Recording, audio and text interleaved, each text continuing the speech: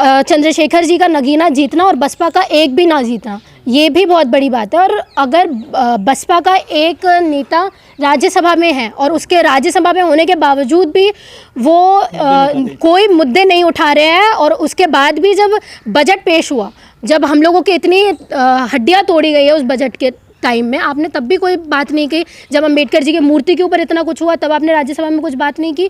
तो ये डिफरेंशिएट करता है कि चंद्रशेखर जी का संसद में होना कितना हम लोगों के लिए लाभकारी है, और बसपा के जो नेता है उनका राज्यसभा में होना हमारे लिए कितना नुकसानदेह है। बस फ़र्क इतना है कि बसपा अपनी आइडियोलॉजी से कहीं ना कहीं भटक रही है, और आई डोंट थिंक सो क्यों बसपा किसी चीज़ का मूल्यांकन नहीं कर रही है। और ये अभी से नहीं, बहुत पहले से होता रहा है। वोट बैंक बहुत पहले से गिर रहा है।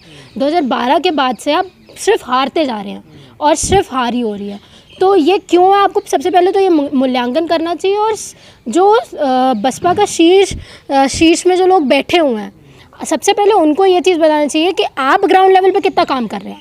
आप ग्राउंड लेवल पे काम नहीं कर रहे हैं। और जो वोटर 17% जो वोट दलितों का वोट दिल्ली में है, वो आपको क्यों नहीं मिल रहा है। वो पहले केजरीवाल जी की तरफ था, अब वो शिफ्ट होकर बीजेपी की तरफ जा रहा है। बिसाइड्स 13% मुस्लिम्स का वोट जो आप लोगों को मिलना चाहिए था। और वो तो जनता की गलती बताते हैं ना कि ये लोग हमें वोट ही नहीं देते। वोट कैसे देंगे आप बताइए। आप कोई काम तो करिए। आप एक बात बताइए, हम लोग तो देना चाहते हैं ना वोट, हम तो चाहते हैं कि हमारे लोग आए पावर में। हम क्यों बोलते हैं उनको, क्या मूल्यांकन करिए किसी भी चीज़ का।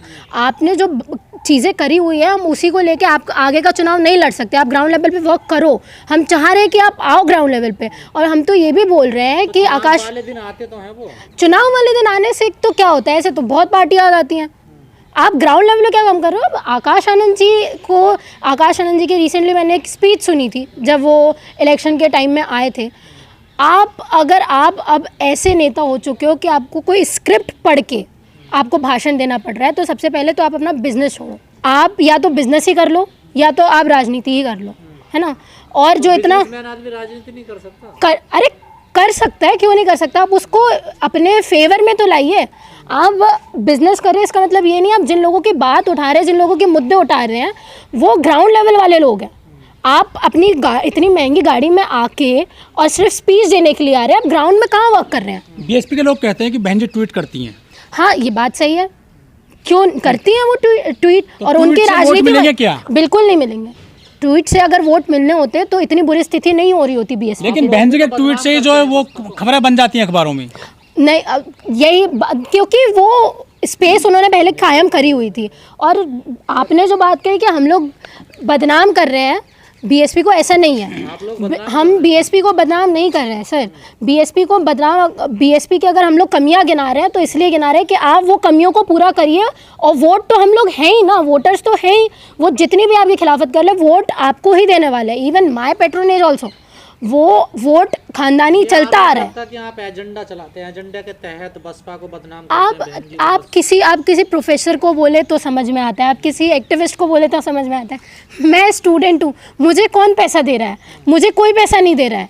हम लोग देखते आ रहे हैं कैडर कैंप्स, हमारे परिवार वाले कैडर कैंप देखते हुए आ रहे हैं। वो उस बेस पे वोट करते हैं कि आप हैंड टू हैंड बात करें। क्या करना चाहिए? करना ये चाहिए कि बसपा को, आपने जो कैडर कैंप कांशीराम साहब के बाद में बंद किया, आप उसको फिर से चालू करिए। ये करना चाहिए कि आप ग्राउंड लेवल पे जाके काम करिए।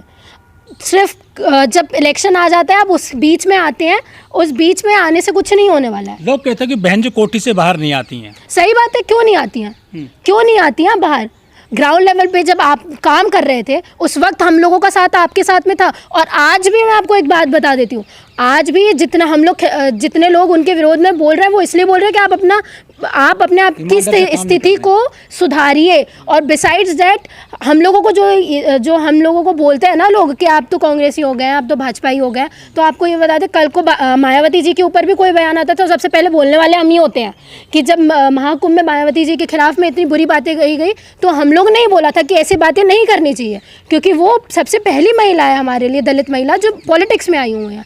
पर हम लोग अगर आपको ये चीज़ें गिना रहे हैं कि आप अपने चीज़ों का मूल्यांकन करिए तो करिए। हम लोग खुद चाहते हैं कि आप लोग भी आए पावर में, हम चाहते हैं कि हमारे लोग आए पावर में। हम लोग बोल रहे हैं ना, आपके पास में ऐसे कोई लोग नहीं है कि आप पावर में आने के बाद में आप किसको फाइनेंस मिनिस्टर बनाने वाले हो, आप किसको रिस्पॉन्सिबिलिटी सौंपोगे, आप किसको रेलवे मिनिस्टर बनाओगे, आप एजुकेशन पॉलिसीज़ कैसे लाओगे। इतने लोग हैं ही नहीं। जो लोग थे, जो कांशीराम साहब ने लाए थे जिन लोगों को, आप उनको तो निकालते जा रहे हो। पार्टी कैसे बचेगी? बहन जी ने काम तो किए हैं बहुजनों के लिए, SC ST के लिए। तो जो काम किए हैं उसी के सहारे नहीं चल सकते ना, उसी के सहारे नहीं हो सकता काम आगे। मतलब आपने जो बोला, आपने जो चार बार जब हम मुख्यमंत्री रहे, जो काम आपने किया उसी के भरोसे हम आपको वोट दे दें और आप अभी कुछ नहीं करोगे, तो ऐसे थोड़ी वोट देंगे। चंद्रशेखर आजाद तो बोलते भी हैं, जाते भी हैं, सारा उन्हें भी तो वोट नहीं दिया। हाँ, तो चंद्रशेखर जी ने, अभी मुझे पता चला 16 सीटों में उन्होंने चुनाव लड़े हैं और वो अभी इनिशियल फेज़ है गजेंद्र जी, ये इनिशियल फेज़ है और इनिशियल फेज़ कुछ डिसाइड नहीं करता है। इनिशियल फेज़ ये होता है कि आप किस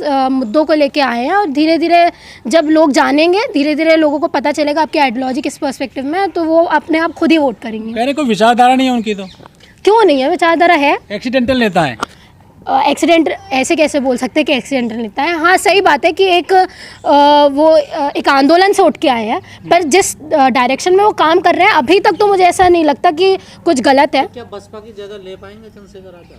ये तो फ्यूचर ही बताएगा कि बसपा की जगह ले पाएंगे कि नहीं, या लोग उनको एक्सेप्ट करेंगे कि नहीं करेंगे। भी जीत गए नगीना से, यार बसपा नहीं जीत पा रही है तो देखिए। हाँ, देखिए ये भी बात है कि चंद्रशेखर जी का नगीना जीतना और बसपा का एक भी ना जीतना, ये भी बहुत बड़ी बात है। और अगर बसपा का एक नेता राज्यसभा में है और उसके राज्यसभा में होने के बावजूद भी वो कोई मुद्दे नहीं उठा रहे हैं, और उसके बाद भी जब बजट पेश हुआ, जब हम लोगों की इतनी हड्डियां तोड़ी गई है उस बजट के टाइम में, आपने तब भी कोई बात नहीं की। जब अम्बेडकर जी की मूर्ति के ऊपर इतना कुछ हुआ तब आपने राज्यसभा में कुछ बात नहीं की। तो ये डिफरेंशिएट करता है कि चंद्रशेखर जी का संसद में होना कितना हम लोगों के लिए लाभकारी है, और बसपा के जो नेता है उनका राज्यसभा में होना हमारे लिए कितना नुकसानदेह है। तो चंद्रशेखर तो बोलते हैं ना कि लोग, हाँ बिल्कुल बोलते हैं, और वो जितने मुद्दे उठा रहे हैं वो भी सही है, पर इसका मतलब ये नहीं है कि आपको लोग इतने जल्दी से एक्सेप्ट कर लेंगे। आपको उसके लिए बहुत काम करना पड़ेगा, और मुझे ऐसा लगता है कहीं ना कहीं Chandrashekhar ji one man army हैं, क्योंकि हर जगह वही दिखते हैं उनके। और भी जो लोग जिनको प्रमुखता से बोलना चाहिए, जिन लोगों को सामने आना चाहिए, देखिए मीडिया में खुद जाना, ग्राउंड लेवल पे आप खुद जा रहे हो, सारी चीज़ों पे आप खुद ही हो, तो पार्टीज़ ऐसे नहीं चलती है। पार्टीज़ चलाने के लिए आपको बहुत सारे चेहरे उतारने पड़ते हैं, खड़े करने पड़ते हैं। राह पे चलने के ये भी बिल्कुल कांशीराम साहब ने जैसे बोला था ना कि हम लोगों को जो जो मुद्दे उठाने हैं वही मुद्दे उनके भी, और पार्टी भी शायद कांशीराम साहब के नाम पे ही बनी है, तो आइडियोलॉजी तो कहीं ना कहीं वही है। बस फ़र्क इतना है कि बसपा अपनी आइडियोलॉजी से कहीं ना कहीं भटक रही है, और जैसे सब कुछ बहन जी हैं वैसे सब कुछ चंद्रशेखर पार्टी में दिख तो ऐसा ही रहा है। अब देखिए आगे क्या होता है। हम तो चाहते हैं कि ऐसा ना हो और पार्टी ऐसे ख़त्म ना हो, क्योंकि वन मैन आर्मी बन के चलना इट्स वेरी डिफिकल्ट। देखिए जनता का, बहुजन समाज का तो बसपा से भरोसा उठ गया, वो कहाँ कहते हैं। मैं तो बोल रही हूँ, आप क्यों इन सब चक्करों में पड़ रहे हो? क्यों आपको अपनी पॉलिटिक्स खड़ी करनी है? आप अपने हक छीन सकते हैं। रोडों में इतनी ताकत है, डॉक्टर अम्बेडकर जी ने हम लोगों को इतने राइट्स दिए हैं, इतना प्रोटेस्ट करने के लिए राइट दिया हुआ है। आपको तो हक छीन के लाना चाहिए, मुँह से निकाल के लाना चाहिए, क्योंकि सब अभी भी हम लोग ही कर रहे हैं ना। कोई भी मुद्दा होता है 2 अप्रैल का, तो भी हमने किया, बाद में बसपा ने सारा क्रेडिट ले लिया। प्रोफेसर सी थे हमारे यहाँ के जिन्होंने ये सारा मुहिम छेड़ी थी, है ना, वो तो हम लोग ने एक आदर रखा कि ठीक है आप बोल रहे हैं तो हमने आपको दे दिया क्रेडिट, बट रियलिटी आप भी जानते ग्राउंड लेवल पे कौन काम कर रहा था। तो बात ये है, और इसके बाद भी मुझे ऐसा नहीं लगता कि अगर इतना सब कुछ होने के बाद भी अगर हम लोगों को ही सब कुछ झेलना है, FIR प्रोफेसर के खिलाफ में होंगी और डिटेन हम स्टूडेंट्स होंगे, बातें मुद्दे हम उठाएंगे, हक जितने भी हम वो छीन के लाएंगे, तो फिर आपका क्या काम है?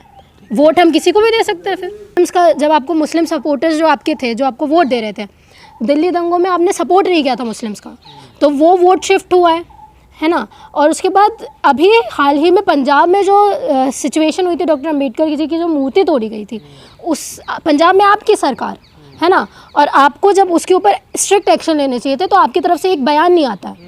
बिसाइड्स दैट जो लोग वहाँ पे ट्विटर में जो लोग इतने सारे कमेंट्स कर रहे हैं, जो प्रोफाइल्स इतने सारे लोग शेयर कर रहे हैं, जो स्टेटमेंट्स दे रहे हैं, आप उसको ब्लॉक कर देते हो, है ना। तो ये सारी चीज़ें दो दलित अम्बेडकराइट वोट है वो सोचने में मजबूर हो रहा था कि आप जब अम्बेडकर जी की बात करके आप वोट लेते हो, तो जब मेनली जब बात उनके स्टैचूज़ पे आती है तो आप अपना एक स्टेटमेंट क्यों नहीं दे सकते हो।